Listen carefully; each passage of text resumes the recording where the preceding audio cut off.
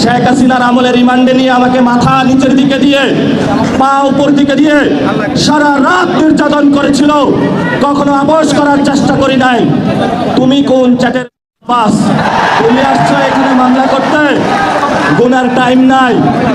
Senior citizen আসেন, senior citizen আছেন, আমরা সম্মান করতে চাই, কিন্তু নিজের সম্মান যদি না রাখতে পারেন তাহলে যারা ইয়াং জেনারেশন আছে, জেনজিরা আছে, আপনার পুরা সম্মানের চাদর খুলে বুড়িগঙ্গায় নিক্ষেপ করবে।